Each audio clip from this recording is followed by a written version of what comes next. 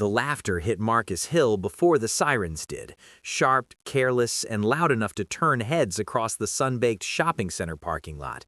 The kind of laughter that tells you everything about how a moment is about to go wrong. Marcus had just stepped out of his delivery van, brown uniform creased from a 10-hour shift, scanner still in his hand, when a patrol car rolled up too close behind him, lights flashing but sirens silent, like a predator choosing patience. "Hey, FedEx," one officer called out, leaning halfway out of the cruiser window, grin already forming. "You lose something? Or are you just hanging out where you don't belong?" The second officer snorted, the sound carrying as Marcus slowly raised his hands, not because he was told to, but because experience had taught him that movements made too quickly could turn explanations into accusations. He felt the familiar tightening in his chest, the heat of being watched, the way shoppers slowed their steps, pretending not to stare while staring anyway. Marcus explained calmly that he was making a delivery to one of the medical offices upstairs, gesturing toward the package on the seat, his voice steady despite the pulse in his ears. That steadiness only seemed to amuse them more. One officer circled him like this was a game, tapping the van's door, peering inside, laughing at the cracked phone holder on the dashboard. "Nice ride," he said. "Borrow it or steal it?" The word steal hung in the air longer than it needed to, heavy and deliberate. Marcus felt anger rise, then forced it down, reminding himself of Emily's voice that morning, telling him to drive safe, reminding him who he was. He thought of the delivery deadline ticking away, the scanner vibrating in his palm, and the way this moment was already slipping beyond his control. Around them, the parking lot buzzed, cartwheels rattling, engines starting, a distant car alarm chirping, life moving on while Marcus stood still, boxed in by uniforms and smirks. "I'm just trying to do my job," he said again, quieter now, not because he was unsure, but because he knew volume never won these moments. The officers exchanged a look, the kind that said they were enjoying this far too much, and one of them laughed again, louder than before, as if daring Marcus to react. Officer Jake Reynolds took his time, stretching the moment like it was something he owned, strolling back toward the cruiser before turning suddenly and pointing at Marcus's chest. "What's your name?" he asked, though his tone suggested the answer didn't matter. Marcus gave it anyway, clear and even, watching as Reynolds didn't bother writing it down, just nodded like he'd expected something else. Officer Brian Cole laughed softly and leaned closer, lowering his voice in a way meant to feel intimate and threatening at the same time. "You know, this area's had a lot of thefts lately," he said, eyes flicking to the van again. "Packages go missing. Vehicles like this show up where they shouldn't." Marcus followed his gaze, feeling the accusations settle in. He explained, again, that his route had been verified, that dispatch could confirm his stop, that the package label matched the address in front of them. Reynolds waved a hand, cutting him off mid-sentence. "Relax," he said. "We're just asking questions." But the way he said it, smiling, told Marcus they weren't really asking. They were testing how far they could push him. A small crowd had begun to form, two women pretending to scroll on their phones, a man loading groceries slowly into his trunk, eyes darting over. Marcus became aware of every detail of his body, the way his shoulders were held, how his hands shook just enough to notice, the sweat gathering at the base of his neck. He remembered being younger, his father's voice warning him that respect didn't always protect you, that sometimes silence was safer than truth. Reynolds suddenly reached into the van and lifted the package from the seat without asking, turning it over as if inspecting stolen goods. "What's in here?" he asked. "Medical supplies," Marcus replied, his jaw tightening. "Time sensitive." Cole chuckled. "Everything's time sensitive when you're in a hurry," he said. The words stung more than Marcus expected. He thought of the people waiting upstairs, of the importance of his work, and how invisible that importance felt right now.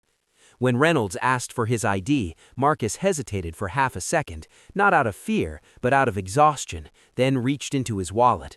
As he handed over his driver's license, he felt something else inside the leather fold, smooth and familiar, pressing against his fingers. He didn't pull it out, not yet. He told himself this would pass, that it always did, but as Reynolds studied the license with exaggerated seriousness, Marcus felt a shift in the air, a sense that the officers weren't done entertaining themselves.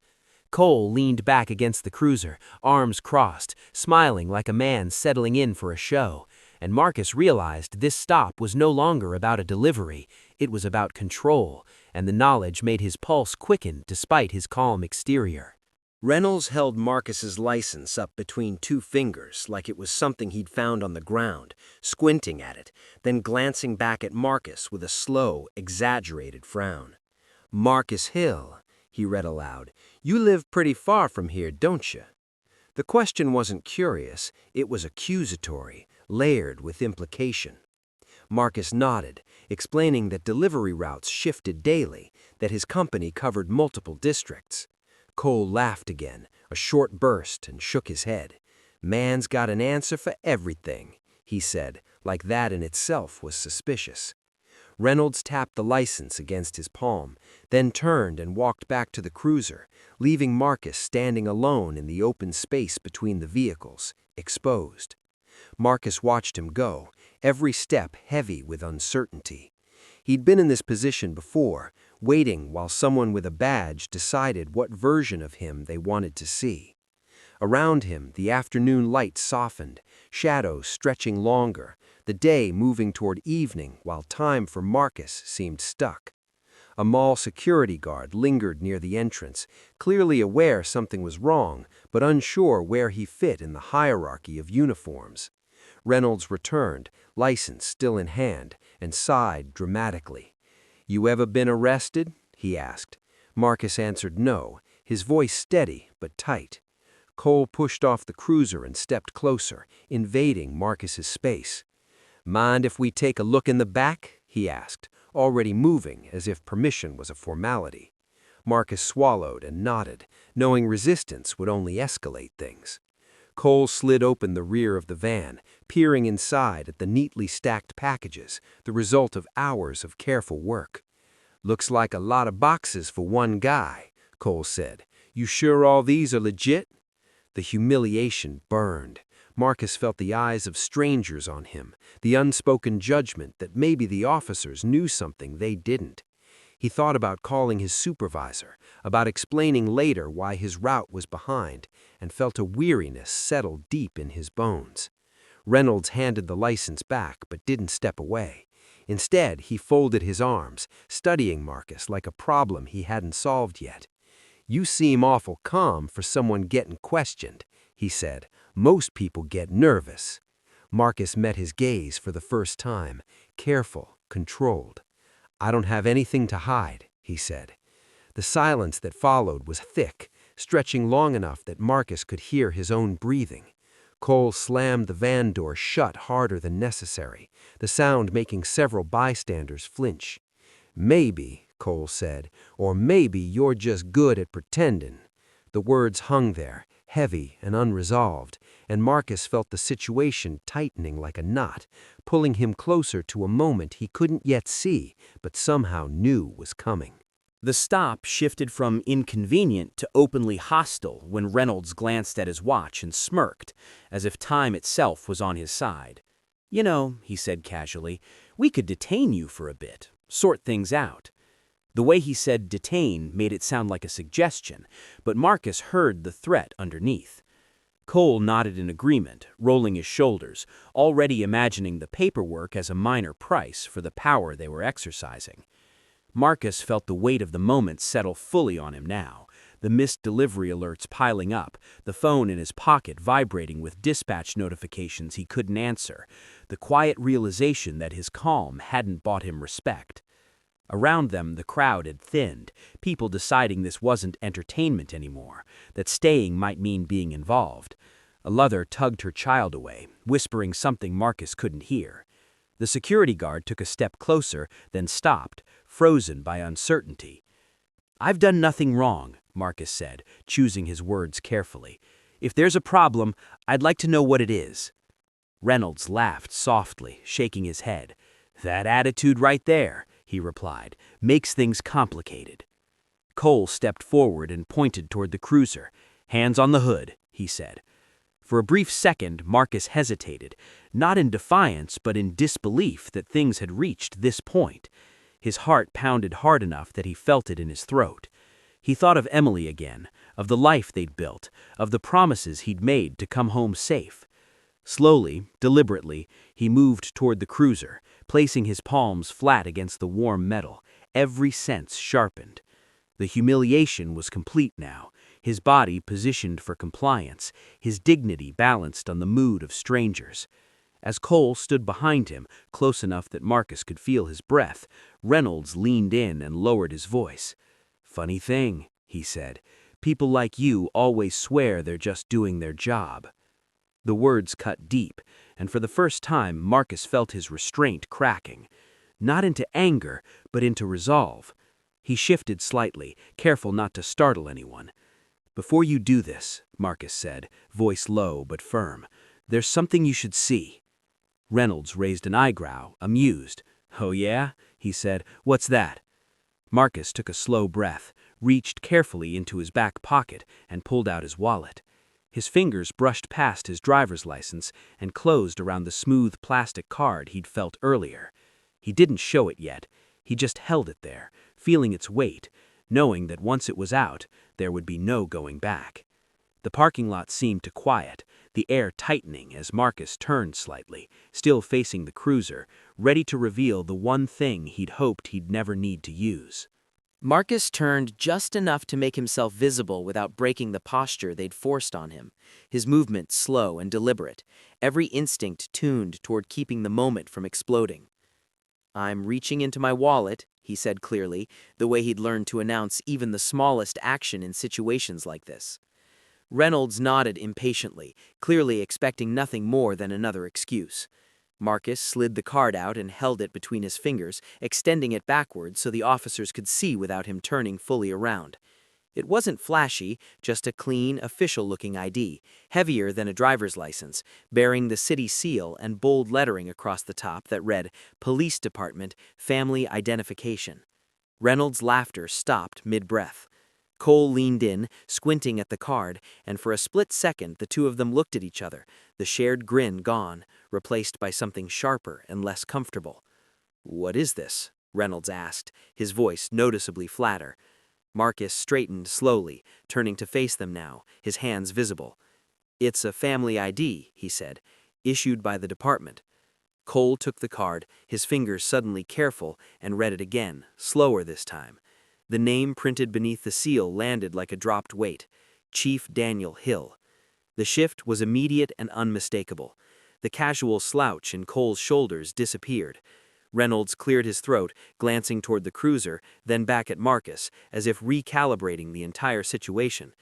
"You related to the chief?" he asked, the question already answered by the tremor in his voice. "He's my father-in-law," Marcus replied evenly. "I carry it for emergencies. I didn't plan to use it." Silence stretched out between them, thick and charged. A car passed at the far edge of the lot, its engine briefly loud enough to feel intrusive. Reynolds handed the card back with two hands, suddenly all procedure. "Why didn't you say something earlier?" he asked. Marcus met his eyes. "I shouldn't have to," he said. The words landed harder than any accusation. Cole stepped back, running a hand over his face, his earlier confidence gone. The security guard, sensing the shift, moved closer, eyes wide. Reynolds nodded stiffly. "We're just gonna verify this," he said, already reaching for his radio. "Standard protocol."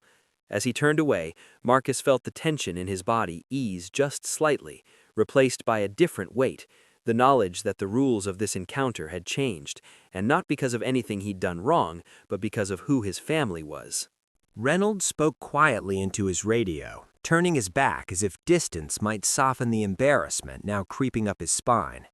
His posture was rigid, all the casual swagger replaced by careful formality, while Cole stood off to the side, eyes fixed on the pavement like he was suddenly interested in every crack in the asphalt. Marcus remained where he was, hands relaxed at his sides, feeling the adrenaline drain slowly, leaving behind a deep, bone-level fatigue. The parking lot seemed to resume its rhythm, cars pulling in, doors slamming, voices rising and falling, but everything felt altered, like the scene had shifted into a different key. Reynolds ended the call and exhaled, rubbing the back of his neck. "Okay," he said, turning back toward Marcus with a forced half-smile. "There's been a misunderstanding."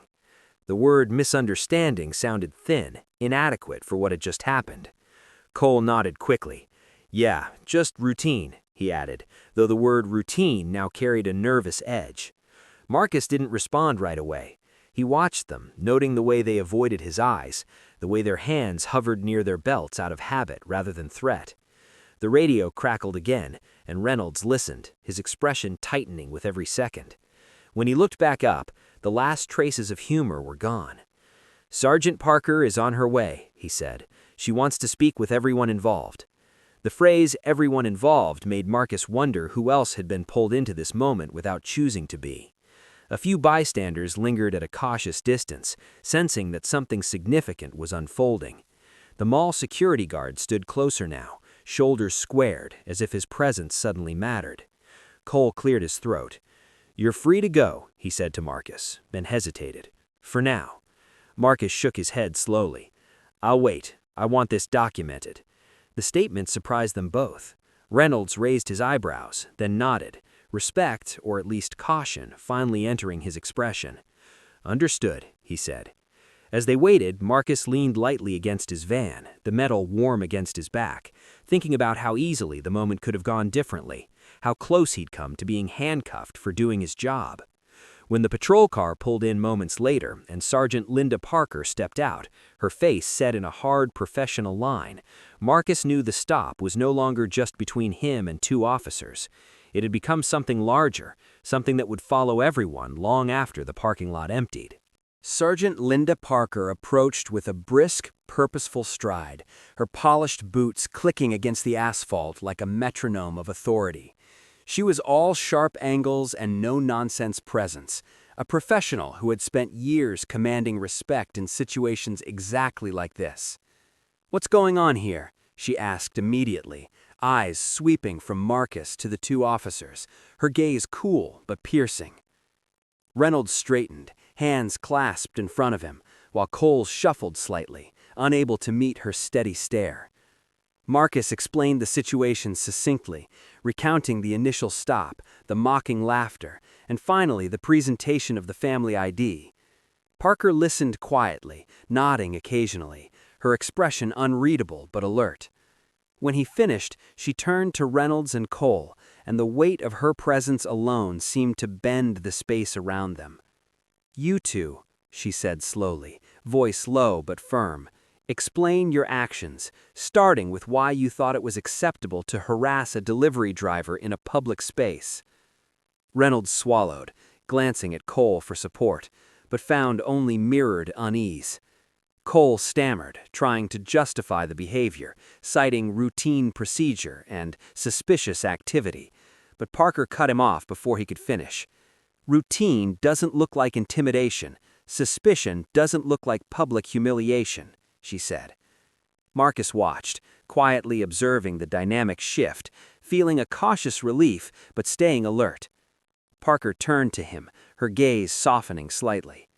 "Sir, I understand you're cleared, but I want a full statement for documentation." Marcus nodded, pulling his phone from his pocket to record details and ensure accuracy. Reynolds muttered something under his breath and shifted on his feet. Parker caught it, sharp as ever. "Did you just question the credibility of the person you were harassing?" she asked. Reynolds shook his head quickly, muttering a weak apology. Parker didn't respond, letting the silence speak louder than words. As she took notes, Marcus noticed a subtle change in the mall's energy. Onlookers had grown quieter, some even taking tentative steps back, unsure of how close they'd been to witnessing something serious. For the first time since the encounter began, Marcus allowed himself a small exhale. He felt the tension in his shoulders ease slightly, knowing Sergeant Parker wasn't just another authority figure. She was someone who would make sure the situation was handled correctly, and the officers realized, in a tangible way, that their behavior had consequences. The afternoon sun cast long shadows across the lot, glinting off the patrol car windows, and Marcus sensed that while this chapter of the day was ending, its effects would ripple far beyond him. Sergeant Parker's presence shifted the officer's demeanor completely. Reynolds and Cole had gone from smug confidence to cautious compliance, glancing at each other like schoolboys caught misbehaving. Marcus remained near his van, straight-backed but visibly exhausted, his uniform damp with sweat and stress, the tension of the past hour weighing on him. Parker spoke into her radio briefly, arranging for a supervising officer to review the body cam footage and pull up the security cameras from the mall, ensuring every step of the encounter was documented. "I want full transparency," she said firmly, her eyes locking onto both officers. Reynolds muttered a strained agreement while Cole nodded stiffly, fingers drumming nervously against the patrol car. As Marcus watched them, he felt a quiet vindication, not satisfaction, but a sense that the imbalance of power had been corrected, at least temporarily. The mall security guard approached, giving Marcus a small, respectful nod, clearly relieved that order was finally being restored. "Thank you for handling it professionally," he said quietly, acknowledging the restraint Marcus had maintained throughout. Marcus nodded, allowing himself a faint smile before turning back to the officers. Parker asked Marcus a series of clarifying questions, her voice calm but firm, and he answered every one honestly, careful not to embellish or allow emotion to cloud the facts. The officers were quiet, exchanging uneasy glances, clearly aware that their earlier behavior would be scrutinized. After a long pause, Parker addressed them again. "You need to understand that public harassment is not only unprofessional, it's unacceptable, especially when it crosses racial lines." Her words hung heavy in the air, and Marcus felt a subtle shift in the tension around him. The parking lot, once a stage for mockery and intimidation, now felt like a courtroom in miniature, with every action and reaction being quietly observed by the small crowd of shoppers who lingered at a distance. As Parker finished her questioning, she instructed the officers to return to the cruiser and await further instructions from headquarters. Marcus finally exhaled fully, feeling the tight coil of anxiety loosen in his chest. He opened the van doors, checked the packages, and felt the weight of the day begin to lift. Around him, life resumed. Trolleys rattled, engines purred, and the sun continued its descent. But Marcus knew the echo of what had just happened would stay with everyone involved far longer than the afternoon shadows stretching across the asphalt. By the time Reynolds and Cole slid back into their cruiser, the tension in the parking lot had shifted almost imperceptibly, yet Marcus could feel it like a pulse in the air.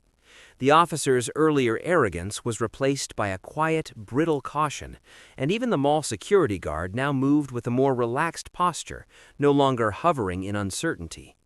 Sergeant Parker stayed for a few more minutes, reviewing the IDs, confirming Marcus's story, and speaking into her radio with deliberate professionalism. Each word she spoke carried weight.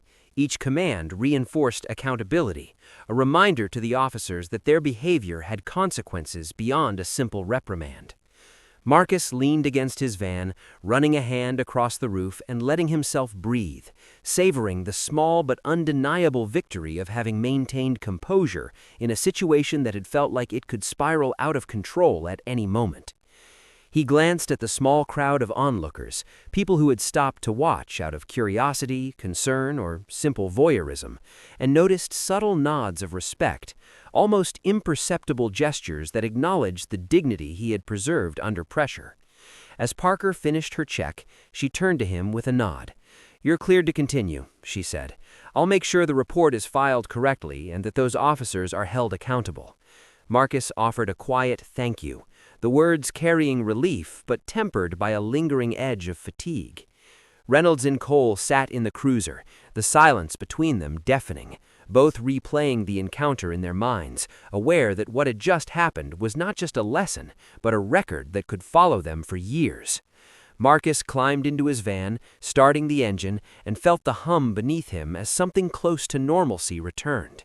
Yet the weight of the day lingered, knowing how quickly a routine delivery had turned into a confrontation, how thin the line between safety and harassment could be, and how fragile the illusion of authority sometimes was. As he drove away from the lot, the sun lowering toward the horizon, he allowed himself one more glance in the rearview mirror, seeing the officers still sitting quietly in the cruiser, and understood in that instant that power was not only about the badge you carried, but also about the courage to wield it responsibly. The packages in the back sat quietly, untouched and intact, a small, tangible reminder that professionalism and patience could coexist even in the most tense of circumstances.